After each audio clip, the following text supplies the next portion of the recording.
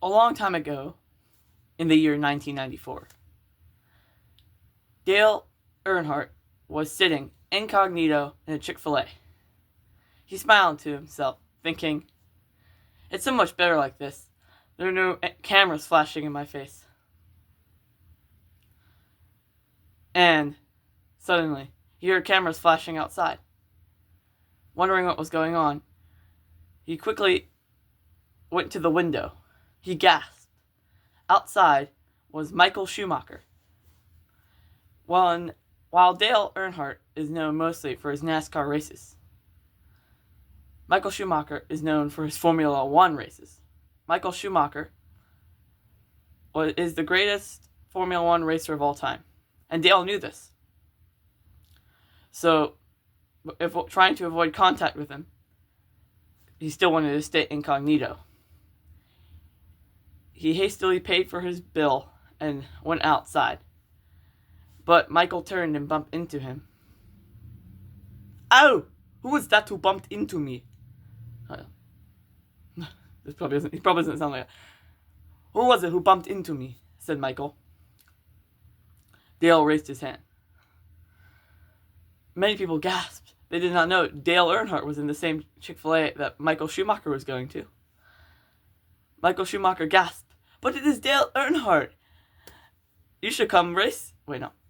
"You should race with me. We'll see which one is the better, NASCAR or Formula One." Now, Dale Earnhardt was embarrassed that he was discovered to like Chick-fil-A, and he knew that press reporters would do anything to make this matchup happen, so he decided to say, "But your car is faster than mine." And then, to that, Michael Schumacher replied, "But you are Dale Earnhardt. You are the greatest race driver ever for NASCAR. Meet me at my mansion at 12 p.m. tomorrow. At 12 a.m. tomorrow. At noon tomorrow. And then we will finally decide which one is better. Me, the fast driver, or you, the NASCAR driver."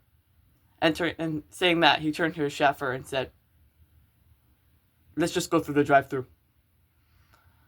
Now, Dale had a choice to make. Would he chicken out, or would he actually try his best to win the race?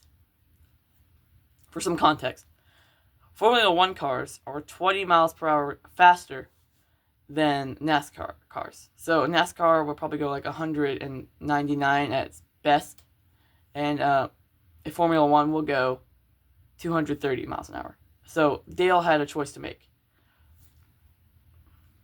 And he decided that he would give his best shot at trying to defeat Michael. So the next day, he showed up at the mansion, and he was shown by Michael's butler to a outdoor racetrack. It's about as big as a park, but it would be big enough to fit the Formula One car and Dale Earnhardt's car. Now Dale and Michael got in their cars and started at the starting line. The announcer said, "Racers, on your mark, get set, go!" And Dale shot off from the starting line. He had it in the back. He was sure he was going to win this race. He turned to his left and said, "What?" Michael Schumacher was a streak of red and was just driving as fast as he could, and soon he was out of sight and turned the bend. Obviously, this continued like this for 30 more laps. Dale was on his 30th lap, while Michael was 15 laps ahead of him and was on his 45th lap. The laps took about a minute each. So Michael pulled into the pit stop and surprisingly hopped out of his car. He said, "Dale is so behind.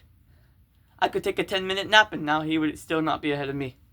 So that's exactly what he did. He got popped into a lawn chair and was soon fast asleep.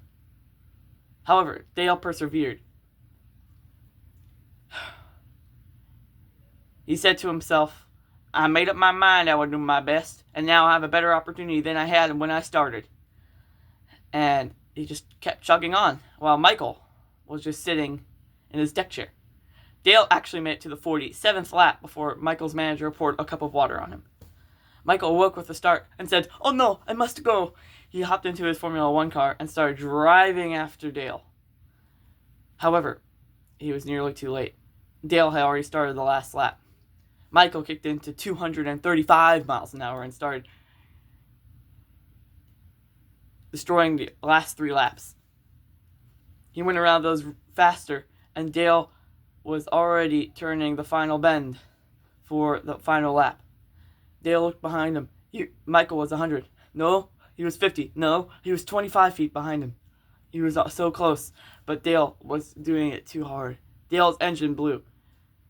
It caught on fire, but Dale was thankfully all right. He tucked into a safety position. Well, Michael was wondering what was going on. Dale had no control of his car. His steering wheel wasn't working, so the back of his car was swerving side to side. The finish line was only 20 feet away from him. He closed his eyes, and as Michael approached the back tire of his vehicle, it was too late. Dale Earnhardt crossed the finish line, and Michael was devastated. They both got out of their vehicles, and Dale got out as soon as the fire was put out by his pit crew. Michael looked very upset at the fact that he had lost. But it was his fault for sleeping in a deck chair. Dale looked at him and said, "Well, I guess slow and steady does win the race." And they both laughed. The end. Now, this story is definitely hypothetical, and I'm glad that you enjoyed it. And it definitely didn't go as planned. I know I had some uncomfortable pauses in there, but thank you very much for staying till the very end, and goodbye. The end.